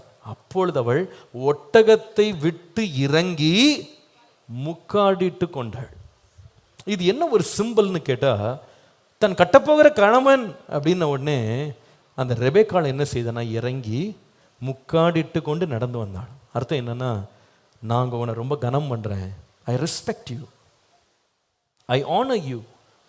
இன்னைக்கு குடும்பங்களுக்குள்ள பாருங்களேன், ரெஸ்பெக்டிங் ஈச் அதர் அப்படின்றது இருக்காங்க. ஒருத்தர் கனம் பண்றது, மதிக்கிறதுன்னு இருக்கா? இன்றைக்கு கணவன் மனதில் மனைவி என்னமோ செகண்ட் கிளாஸ் சிட்டிசன் மாதிரி வச்சிருக்காங்க சில வீட்டில். ஏன், சில வேலைக்காரி மாதிரி தான் சில பேர் பெர்மனன்ட் வேலைக்காரி, சம்பளமே இல்லாமல் சாப்பாடு மட்டும் போட்டு வீட்டில் அகாமடேஷன் கொடுத்த ஒரு வேலைக்காரி யாரு? மனைவி. எந்த வேலைக்காரி வச்சாலும் ஒரே மாசத்துல நின்றுடுறா. நிற்காம பல ஆண்டுகளாக பெர்மனண்டாக கான்ட்ராக்ட்ல நிற்கிற ஒரே ஒரு வேலைக்காரி யாருன்னா நிறைய பேருக்கு மனைவி தான். அந்த லெவல்ல தான் மனைவியை வச்சிருக்காங்க. இதை செஞ்சு அதை செஞ்சு, அதை பண்ணியா, இதே தான் கேள்வியை தவிர வேற எந்த அன்போ எந்த கௌரவமோ மரியாதையோ இருக்காது. ஒரு கிறிஸ்தவ குடும்பம் அப்படி இருக்கக்கூடாது. ஒரு மனைவிக்கு கொடுக்க வேண்டிய கௌரவத்தை கொடுக்கணும், அவங்கள கனம் பண்ணணும், அவங்கள கௌரவித்து மதிக்கணும். அதே போல ஒரு மனைவியும் தன் கணவன் இடத்துல எப்படி இருக்கணும், வேதம் சொல்றது பயபக்தியா இருக்க கடவுள். இன்னைக்கு பயமும் இல்லை, பக்தியும் இல்லை. பாஸ்டர், சில பேர் சொல்லி கூப்பிடுறா பாஸ்டர்னு ஒரு கூட்டம், சில பேர் சொல்லி கூப்பிட்டாட பரவாயில்ல பாஸ்டர், ஏய் இங்க வாயா. இன்னும் சில பேர் வாடா போடாதான். இன்னும் சில பேர் இன்னும் மோசமான பேரெல்லாம் சொல்லி கூப்பிடுறாங்க. அதெல்லாம் இப்ப வேண்டாம், விடுங்க. சுத்தமா மனுஷனுக்கு என்ன இருக்காது, மரியாதை இருக்கவே இருக்காது. இங்க இந்த பொண்ணு இவர்தான் புருஷனான்னு கேட்ட உடனே ஒட்டகத்தை விட்டு என்ன பண்ணா, இறங்கினா. இன்னைக்கு இருக்கிற ஆளு, நடந்து வர்ற ஆள், இவர் தான் புருஷனா ஒட்டகத்துக்கு மேலே ஏறிக்கிறாங்க. ஏறிட்டு என்னையா பார்த்துட்டு போலான்னு வந்தேன் அப்படின்னு தான் இன்னைக்கு சொல்றாங்க. அப்படி மாறி போகுது. இன்றைக்கு புருஷன் ஒட்டகம் ஓட்டுறவன் மாதிரி மாறிடுறான். மனைவி ஜம்முன்னு ஒட்டகத்தில் உட்காந்து இப்படி போ அப்படி போ அப்படின்றா. அவரு அலறாரு, ஐயோ அப்பா மனைவி இப்படி கூப்பிட்றாளே கத்துறாளே அப்படின்னு. அந்தம்மா அவர் அலறிக்கிட்டு இருக்காரு.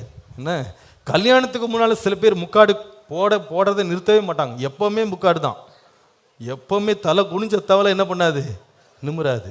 ஆனால் கல்யாணத்துக்கு அப்புறமா பார்த்தா முக்காடு மட்டும்தான் அவருக்கு இல்லை, மற்றபடி குனிஞ்ச தலை அவருக்கு என்ன மட்டும் பண்ண வேண்டியது, நிமிர மாட்டேங்குது. அதுக்கப்புறமா முக்காடாகுது, எதுவாகுது, ஒன்றும் கிடையாது.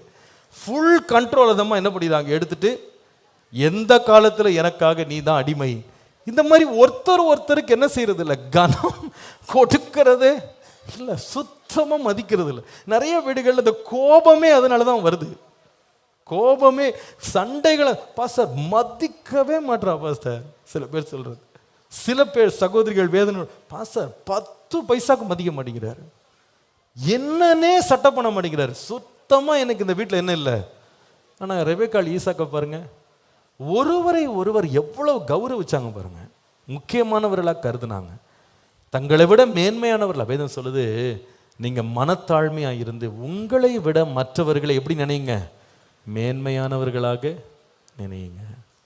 நான் ஆரம்ப காலங்களில் நான் பிரசங்கம் பண்ணும்போது ஒரு நாள் என்ன பண்ணிட்டேன், என்னுடைய மனைவியை பற்றி ஏதோ ஒரு சம்பவம் சொல்லும்போது நான் என்ன சொல்லிவிட்டேன் அப்படின்னா, அவள் இவள்னு சொல்லிட்டேன். பிரசங்கம் முடிஞ்சோடனே அப்பா கூப்பிட்டாங்க, இங்கே பாரு கேப்ரியல், இந்த ஸ்டேஜில் வச்சுக்கிட்டு மனைவியை அவள் இவள்னு சொல்கிறத முதல்ல நிறுத்து, அது நல்லதில்லை. அவர்கள்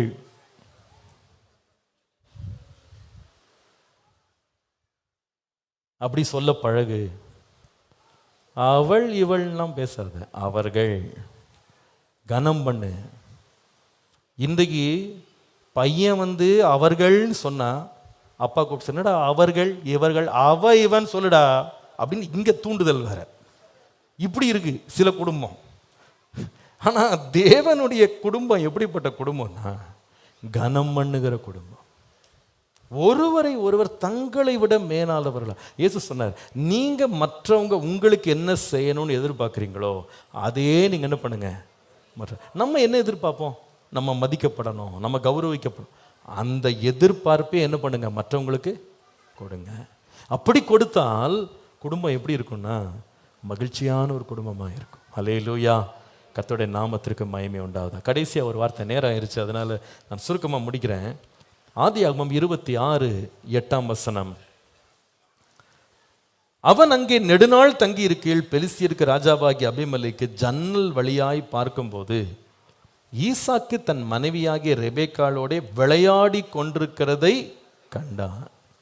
இந்த ஈசாக்கு ரெபெக்காளுடைய வாழ்க்கையை பார்த்தீங்கன்னா, first they were hospitable with each other, ஒருவருக்கு ஒருவர் உதவுகிறவர்களாக இருந்தாங்க. ரெண்டாவது, they honored each other, ஒருவரை ஒருவர் கனம் பண்ணினார்கள். மூன்றாவது, அவங்க குடும்பத்தை பார்த்தீங்கன்னா they were happy with each other, ஒருவரை ஒருவரோடு எப்படி இருந்தாங்கன்னா சந்தோஷமா இருந்தாங்க. ஒரு ராஜா ஜன்னல் வழியா பார்த்தா அவன் அந்த 2 பேரும் எப்படி பார்த்தான் என்று கேட்டா, 2 பேரும் சண்டை போட்டுக்கிட்டு இருந்தாங்கன்னு பார்க்கல, என்ன செய்தாங்களா, விளையாடி கொண்டு இருந்தாங்க. இன்றைக்கி நம்ம வீட்டில் யாராவது வீட்டு பக்கம் வந்தால் தள்ளிப்போங்க தள்ளிப்போங்க தள்ளிப்போங்க, ஒரே பயங்கர சண்டையாக இருக்குது, அடிக்கடி நம்ம அதில் கொடுக்குற போதெல்லாம் ஓடுங்க அப்படின்னு தான் இல்லை விரட்ட வேண்டியிருக்கு வெளியில் இருந்து. ஆனால் இங்கே ஒரு ராஜா பார்த்துட்டு சொல்கிறாரு, இவங்க 2 பேரும் என்ன செய்தாங்களாம், ஒருவரோடு ஒரு விளையாடி கொண்டிருந்தாங்க, ஒருவரோடு ஒருவர் மகிழ்ந்து கொண்டிருந்தாங்க, சந்தோஷமாக இருந்தாங்க. நம்ம வீடுகளில் இதை போல சந்தோஷம் இருக்கிறதா? ஒருவரை ஒருவர் மகிழ பண்ணுகிறோமா? ஒருவருக்கு ஒருவர் நாம சந்தோஷத்தை கொடுக்கிறவங்களா இருக்கிறோமா? உங்களோடு இருப்பது எனக்கு சந்தோஷம்னு சொல்லி மனைவி சொல்லுவாங்களா? கணவன் சொல்வாரா? இன்னைக்கு நிறைய பேர் பாஸ்டர் தொல்லை வேணான்னு நான் 10 நாள் நானா கேட்டு ஏதாவது ஒரு பேர் என்ன ஒரு அப்பாயின்மெண்ட் ஏதாவது ஒன்று வாங்கிட்டு வெளியூரில் 10 நாள் போய் நிம்மதியாக இருக்கலான் இருக்கேன் பாஸ்டர் அப்படின்னு சொல்கிறாங்க. சில பேர் சொல்கிறாங்க, போயிட்டு வந்து அப்பா 10 நாள் நிம்மதியாக இருந்தேன், ஆரம்பிச்சிருச்சா. அப்படி இல்லை, ஒரு நாள் கூட விட்டுட்டு என்ன பண்ண முடியல, இருக்க முடியல. I miss you so much அப்படின்னு சொல்லணும். நம்ம வீடுகள் அப்படி இருக்கணும், சந்தோஷம் கொடுக்குற வீடுகள். இந்த கடந்த 14 நாள் ஆண்டு கிருபையில் நான் வெளியூருக்கு ஊழியத்துக்கு போயிட்டேன். உண்மையாக ஊழியம் ரொம்ப நல்லா தான் இருந்துச்சு, ரொம்ப சந்தோஷமாக இருந்தது, ஜனங்கள் வந்ததும் ஆசீர்வதிக்கப்பட்டதும் ரொம்ப மகிழ்ச்சி. ஆனால் பர்சனலாக எனக்கு ரொம்ப பெரிய சாட்டிஸ்ஃபேக்ஷன் இல்லை. அங்கே இருக்கிற ஜனங்க நம்மளை சும்மா விடாமல், பாஸ்டர் நியூசிலாண்டில் அதை பார்க்கலாம் இதை பார்க்கலாம், அங்கே வாங்க சைட் சீயிங் வாங்க, எதுக்கும் வேணாம், உன் சைட்டும் வேணாம் சீயிங்கும் வேணாம், பேசாமல் இரு, ரூமில் இருந்தாலே போதும், எனக்கு எதுவுமே இஷ்டம் இல்லை. பாஸ்டர் கடைக்கு எதாவது ஷாப்பிங் போகலாம், ஷாப்பிங்கே வேணாம், போவே இல்லைங்க. I never went for shopping. Sightseeing எனக்கு போகிறக்கே இஷ்டம் இல்லை. ஏன் தெரியுமா? ஏன் இல்லை, கூட என் மனைவி பிள்ளை இருந்தா, என் மனைவியும் அங்கேருந்து சொன்னேன், ஏன்பா போயிட்டு வாங்க, போய் அந்த இடத்தெல்லாம் பார்த்துட்டு வாங்க, அதான் கூப்பிடுறாங்களே, இவ்வளோ அழகாக இருக்குன்னு சொல்கிறாங்க, அவ்வளோ பியூட்டிஃபுல் கண்ட்ரின்றாங்க, போயிட்டு வாங்க. நான் சொன்னேன், நானே நின்று செல்ஃபி எடுத்துகிட்டு வர்றதுக்கு இது போய் பார்க்க வேண்டியிருக்கு. அது ஃபோட்டோவில் வீட்டிலேருந்து ஆல்பம் போட்டே பார்த்துக்கலாம். ஏதான் எல்லாமே இன்டர்நெட்டில் தெரியுது, வீடியோவே போட்டு காட்டுறான், அது போதும். நீங்கள் 2 பேர் வந்தால் தான் எனக்கு என்னது சந்தோஷம். நீங்கள் 2 பேர் கூட நின்னீங்கன்னா உங்களை நான் ஃபோட்டோ எடுக்க, என்ன நீங்கள் ஃபோட்டோ எடுக்க, நம்ம 3 பேர் என்ன பண்ண செல்ஃபி எடுக்க எவ்வளோ சந்தோஷமாக இருக்கும். அப்படி 3 பேர் மகிழ்ந்து இருக்கலாம்ல. அதுதான் மகிழ்ச்சி. குடும்பம்ன்றது தனியாக போயிட்டு செல்ஃபி எடுக்கிறது இல்லை. இன்றைக்கி நிறைய பேர் எங்கேயா போய் சாப்பிட்டு அந்த ஃபோட்டோவை மனைவிக்கு அனுப்புகிறாங்க. இந்த பாரு என்ன சாப்பிட்டேன் பாரு.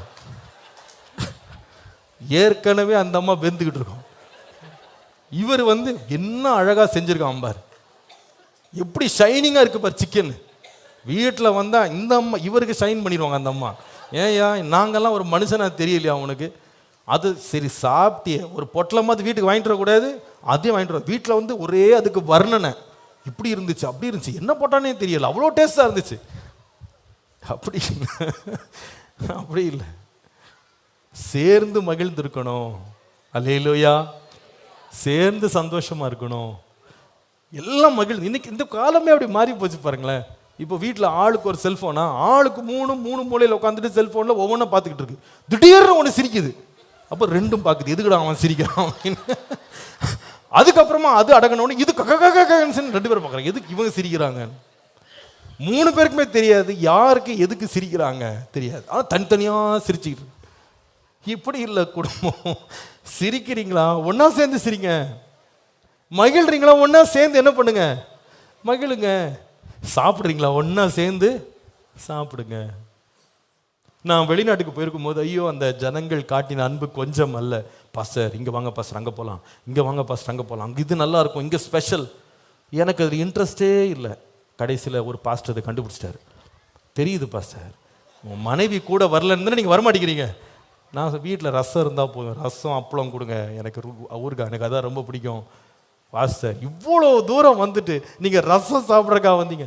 உண்மையாக மனசில் என்னென்னா, என்னதான் ருசியாக வச்சா கூட யார் ஞாபகம் தான் வரும், என்னந்தான் நம்ம மனைவி இருந்தால் நல்லா இருக்குமே, அவள் 2 கமெண்ட் கொடுப்பா, என் பையன் வந்து இன்னொரு 2 கமெண்ட் கொடுப்பான், அதை சேர்ந்து சாப்பிடும் போது எவ்வளோ சந்தோஷம். இன்னும் சில பேர் இருக்காங்க, எப்படி பதர் மனைவி வந்துட போகிறா, சீக்கிரம் போடுங்க பதர், போடுங்க பதர், சீக்கிரம் போடுங்க பதர், கிடைக்காம போயிடும் பீஸு, இருக்கிறதுல நல்ல பீஸாக போடுங்க பதர். நான் சொல்லுவேன், நான் கல்யாணத்தில் ஒவ்வொரு முறை ஒரு கதை சொல்லுவேன். என் கூட ஒரு பையன் படித்தான் 12வது வகுப்பு. ஒரு நாள் இந்த பசங்கள்லாம் சேர்ந்து எதுனாலும் இந்த கிளாஸில் வந்து எல்லாம் அடித்து பிடிச்சி சாப்பிட்றதுல ஒரு சந்தோஷம். பார்த்துருக்கீங்களா? வீட்டிலேருந்து செஞ்சு கொடுத்தா பிடிக்காது, இன்னொருத்தன் முட்டை எடுத்துகிட்டு நான் வாழ்க்கையில் முட்டையே பார்க்காத மாதிரி 10 பேர் பாயுவான், அப்படியே பாய்ச்சி அதோடைய பிச்சு சாப்பிட்றது அது ஒரு பெரிய மகிழ்ச்சி. அது அந்த வயசு அப்படி. ஏதோ மற்றவங்கிட்ட வந்து ஆம்லேட்டு ஏதாவது ஒரு சிக்கனு எதாவதுன்னா இன்னமும் வீட்டில் பஞ்சத்தில் அடிபட்ட மாதிரி பார்த்து பாயிறது. ஆனால் அது ஒரு சந்தோஷம். அன்றைக்கு அதே போல் தான் 12th ஸ்டாண்டர்டுக்கு 3:40க்கு ஸ்கூலில் விட்டாங்க. 4 மணிலேருந்து ஸ்பெஷல் கிளாஸ். 20 நிமிஷம் கேப் இருந்துச்சு. 2 பசங்க கீழே இறங்கி போய் பக்கத்தில் ஒரு பெட்டி கடை இருக்கும். அந்த காலத்துலலாம் 2 ரூபா 3 ரூபா தான் கையில் கொடுப்பாங்க, ஏதாவது சுற்றி பாக்கெட் மணிலாம் அவ்வளோதான் இருக்கும். அந்த 2 ரூபா 3 ரூபாய்க்கு மிச்சர் போட்டாலாம் கிடைக்கும். இவனுங்க போய் ஒரு மிச்சர் போட்டலாம், அது நல்லாவும் இருக்காது. அதை எடுத்துகிட்டு வந்தால் பசங்க பாயிறானுங்க மேலே, ஆளுக்கு பிச்சுக்கிட்டு கொஞ்சம் மிச்சரை சாப்பிட்டுட்டு சந்தோஷமாக எல்லாம் சாப்பிட்டு முடியல. எல்லாம் கொஞ்சம் தான் கிடச்சிது, நாக்கில் சும்மா டேஸ்ட் பண்ணுற அளவுக்கு தான் மிச்சர் கிடச்சிது. சாப்பிட்டு முடித்தோம் பாருங்க, ஒரு பையன் உள்ள வந்தான். என்னடா எல்லாம் சாப்பிட்றீங்கன்னு கேட்டான். நாங்கள்லாம் மிச்சர் சாப்பிட்டோமே. மிச்சராடா, எனக்கெல்லாம் கொடுக்கலையா அப்படின்னா. நீ இல்லை, நீ வெளியே போயிட்ட, நாங்கள் கொடுக்கலன்னா. எங்கடா மிச்சருண்ணா? மிச்சர் இல்லைடா, காலி ஆயிடுச்சுண்ணா. சும்மா ஏமாத்தாதடா, சொல்லுங்கடா அப்படின்னு. அப்புறமா அந்த பேக்கெட் காலி பேக்கெட்டை காமினோம். என்ன பண்ணான் தெரியுமாங்க? அந்த பேக்கெட்டை மொத்தமாக திறந்து உள்ளக்கதை கவுத்து தலைகளாக்கி நக்குறாங்க, போட்டு நக்குறான். அப்போ எனக்கு ரொம்ப சங்கடமாக போச்சு. அவங்க அப்பாவை எனக்கு தெரியும். இங்கே பக்கத்தில் ஒரு பெரிய கம்பெனி இருக்குது, நான் பேர் சொல்ல விரும்பலை. ஆனால் அந்த கம்பெனியில் ஒரு பெரிய பதவியில் இருக்கார் அவர், நல்லா படித்த மனுஷன். நான் கேட்டேன், ஏண்டா இப்படியாடா சாப்பிடுவ, உங்கள் அப்பா என்ன மிச்சரே வாங்கி கொடுக்க மாட்டாரா, இப்படி நக்கிறியாடான்னு கேட்டேன். அவன் என்ன தெரியுமாங்க சொன்னான்? எங்கள் அப்பா எல்லாம் வாங்கிட்டு வருவார், அவரே உட்காந்து சாப்பிட்ருவாரு. இது என்னங்க இது, எல்லாம் வாங்கிட்டு வரான், அவரே உட்காந்து சாப்பிடுவான். இவன் இங்கே வந்து பிளாஸ்டிக் கவரை நக்கிட்டு இருக்கான். குடும்பன்றது என்னங்க? ஒருத்தன் சாப்பிட்டு எல்லாம் ஆணு வாயை பொழுது பார்த்துட்டு இருக்காதா? சில ஊரில் சில நாய்ங்க இருக்கும் பார்த்தீங்களா, சீனியர் நாயாக இருக்கும். நீங்கள் சாப்பாடு போட்டிங்கன்னா பக்கத்தில் இந்த நாயும் அண்டு விட எல்லாரையும் விரட்டி விட்டுரும். அது ஃபுல்லாக சாப்பிட்டு பிடிச்சி அதுக்கு வயிறு நஞ்சு ஏப்பம் விட்ட பிறகு இந்த வந்து திண்டு போ, மீதி இருக்கிற எலும்பு தோலெல்லாம் மற்றது வந்து அலைஞ்சு சாப்பிடும். நிறைய வீடு இப்படி தான் இருக்குது. முதல்ல தான் பாயிறது, எல்லாத்தையும் சாப்பிட்டு முடிச்சு மீதி தான் இந்த வச்சுக்கோ, கருவேப்பிலை தேவையில்லாதது எல்லாம் நீ சாப்பிடு. அப்படி இல்லை. சந்தோஷன்றது என்னன்னா ஒருவரோடு ஒருவர் என்ன செய்யணும், சேர்ந்து மகிழ வேண்டும். அல்லேலூயா. அந்த இளைய குமாரனுடைய மூத்த குமாரனுடைய சுபாவம் என்ன சுபாவம்னா, நான் என் சிநேகிதரோடு ஒரு ஆட்டுக்குட்டி கூட நீங்க அடிச்சு கொடுக்க ஒரு ஆட்டுக்குட்டியை கூட எனக்கு நீங்க சந்தோஷமா இருக்கும்படி கொடுக்கல, நான் என்னுடைய அப்படிதான் பேசணும். அப்பா சொன்னாரு, நாம் சந்தோஷமா இருப்போம், நாம் எல்லாம் சேர்ந்து சந்தோஷமா இருக்கலாம்ப்பா, நீ மட்டும் தனியா இருக்குன்னு நினைக்காத. நாம் ரெபேக்காள் ஈசாக்கினுடைய வீடு நமக்கு சொல்லிக் கொடுக்குற 3 பாடங்கள்: விருந்தோம்புங்க, ஒருத்தருக்கு ஒருத்தர் கொடுத்து மகிழுங்க, 2வது ஒருவரை ஒருவர் கௌரவிங்க, கனப்படுத்துங்க, 3வது சந்தோஷப்படுறீங்களா, ஒருவரோடு ஒருவர் மகிழ்ந்துருங்க. பிரசங்கி 9:9, சூரியனுக்கு கீழே தேவன் உனக்கு நியமித்திருக்கிற மாயையான நாட்கள் எல்லாம் நீ நேசிக்கிற மனைவியோட நிலையில்லாத இந்த ஜீவ வாழ்வை அனுபவி. இந்த ஜீவனத்திற்குரிய வாழ்விலும் நீ சூரியனுக்கு கீழே படுகிற பிரயாசத்திலும் பங்கு இதுவே. பிரசங்கி 9:9. சூரியனுக்கு கீழே ஒருவரோடு ஒருவர் சந்தோஷமா இருங்க. கர்த்தாவே, எங்க குடும்பம் இப்படி கட்டி காக்கப்பட கிருபை தார். எழும்பி நிற்போமா, ஜெபம் பண்ணுவோம். கர்த்தர் உங்களை ஆசீர்வதிப்பாராக. நல்லா சிரிச்சு மகிழ்ந்தீங்க, ஆனால் அந்த சிரிப்போடு நிறுத்திடாதீங்க. கேட்ட சத்தியங்களை உங்கள் வாழ்க்கையிலே நீங்கள் அபியாசப்படுத்தி குடும்பங்களை கர்த்தருக்குள்ளே கட்டி எழுப்ப, கர்த்தாவே எனக்கு கிருபை தாரும், எனக்கு உதவி செய்யும், என் குடும்பத்துக்கும் இந்த ஆசீர்வாதத்தை தாரும், கொடுக்கிற ஒரு சுபாவம் எனக்கு தாங்கப்பா, என் மனைவி கணவனை நான் கனம் பண்ணி கௌரவிக்கிற ஒரு நல்ல இருதயத்தை எனக்கு தாங்கப்பா. நாங்கள் சந்தோஷப்பட்ட 2 பேரும் ஒருத்தரோட ஒருத்தர் சேர்ந்து சந்தோஷப்பட்டு குடும்பமாக மகிழ்ந்திருக்கிற அந்த குணநலன்களை எனக்கு தாங்க. எத்தனை பேர் ஆசைப்படுறீங்க அப்படி நம்ம குடும்பம் இருக்கணும்னு ஆசைப்படுறவங்க எல்லாரும் இந்த வார்த்தையின்படி கண்களை மூடி கரங்களை உயர்த்தி சொல்லுவோம். ஹல்லேலூயா. ஆசீர்வதிக்கும் தேவன் உன்னை ஆசீர்வதிப்பாரே.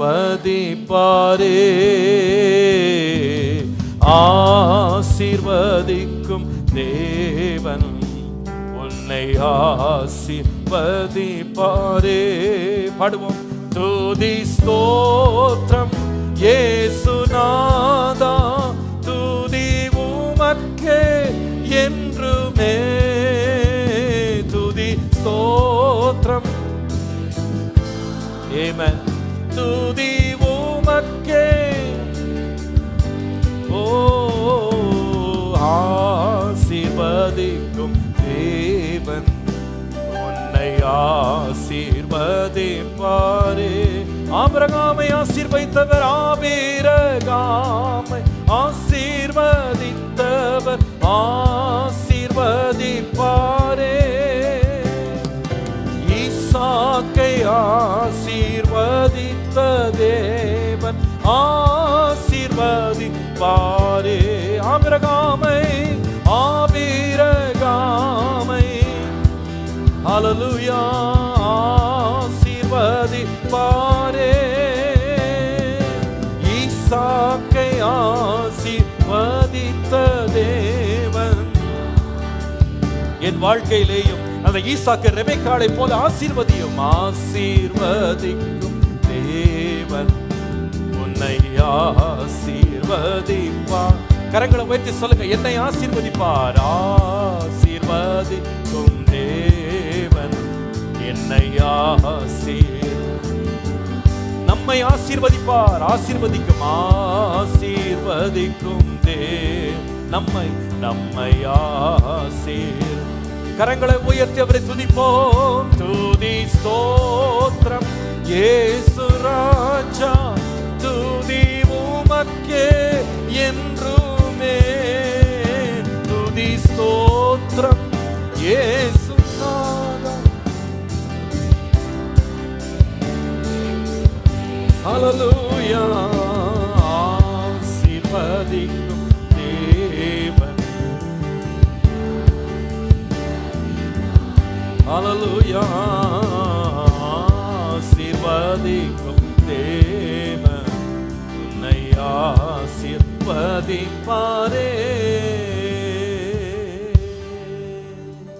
ஹalleluya. கரங்களை உயர்த்தி சொல்லுங்க, ஆண்டவரே நானும் என் கணவனை மனைவியை ஆண்டவரே கனம் பண்ணுகிற ஒரு நல்ல சுபாவத்தை எனக்கு தாங்க. இந்த கொடுக்கிற ஒரு இருதயத்தை தாங்க. சேர்ந்து மகிழுகிற ஒரு நல்ல ஒரு உள்ளத்தை எங்களுக்கு தாங்க. மகிழ்ச்சியாக எங்க குடும்பம் ஆசீர்வாதமா இருக்க என் குடும்பத்தை நாங்க கைவிடாம கனம் பண்ண கிருபை தாங்க. ஆசீர்வாதமா இருக்க கிருபை தாங்க. ஆண்டவரே இந்த வசனத்தை கேட்ட இனி கேட்க போகிற ஒவ்வொரு வீட்டுக்காக ஜெபிக்கிறேன். இயேசுவே, குடும்பத்தை நீர் உண்டாக்கும் போது எவ்வளவு பெரிய ஒரு நோக்கத்தோடு உண்டாக்கினீர். இந்த வேதத்திலே சில கதாபாத்திரங்களை நாங்கள் பார்க்கும் பொழுது அவர்களைப் போல நாங்கள் மாறுவதற்கு அவர்கள் வைத்திருக்கிற அடிச்சுவடுகளுக்காய் நன்றி. இன்றைக்கு நாங்கள் தியானித்த ஈசாக்கு ரெபேக்காளை போல எங்கள் வீடுகள் குடும்பங்கள் மாற எங்கள் குடும்பங்களை ஆசீர்வதியும். எங்கள் குடும்பங்களிலே உள்ள துக்கங்கள் விலகி மகிழ்ச்சி உண்டாயிருக்க எங்கள் குடும்பத்தை கைவிடாமல் காத்துக்கொள்ள எங்களுக்கு கிருபை தார். ஆசீர்வதியும் இயேசுவின் நாமத்தில் பிதாவே, ஆமென். வருகிற புதன்கிழமை காலை 10 மணிக்கு சகோதரிகளுக்கு என்று ஒரு விசேஷித்த ஒரு கூட்டத்தை வைத்திருக்கிறோம். விசேஷமாய் குடும்ப பெண்மணிகளுக்காக, ஹவுஸ் வைஃப்ஸ் அவங்களுக்காக வைத்திருக்கிறோம். தயவு செய்து நீங்கள் அந்த கேட்டகரியில் இருந்தீங்கன்னா வாங்க. ஒருவேளை உங்களுக்கு லீவ் போட்டு வர முடிஞ்சா கூட சிஸ்டர்ஸ் வாங்க. அந்த ஒரு நாள் காலை 10 மணியிலிருந்து 1 மணி வரைக்கும் ஒரு விசேஷித்த கூட்டம் இங்கே இருக்கிறது. கர்த்தர் சித்தமானால் நான் கர்த்தருடைய வார்த்தையை கொண்டு வருவேன், ஆலோசனைகளை கொண்டு வருவேன். தேவன் எனக்கு கொடுத்த மன விருப்பங்கள், சில தரிசனங்களை சகோதரிகளுக்காக படைக்க விரும்புகிறேன். கண்டிப்பாக வாங்க. கர்த்தர் உங்களை ஆசீர்வதிப்பார், கர்த்தர் உங்களோடு இருப்பார், கர்த்தர் வழி நடத்துவார். எல்லாரும் சேர்ந்து சொல்லுவோம், என் ஆத்துமாவே கர்த்தரை ஸ்தோத்ரி, என் முழு உள்ளமே அவர் பரிசுத்த நாமத்தை ஸ்தோத்ரி, என் ஆத்துமாவே கர்த்தரை ஸ்தோத்ரி. கர்த்தர் செய்த சகல உபகாரங்களை மறவாதே. அவர் உன் அக்கிரமங்களை எல்லாம் மன்னித்து உன் நோய்களை எல்லாம் குணமாக்கி உன் பிராணனை அழிவுக்கு விலக்கி மீட்டு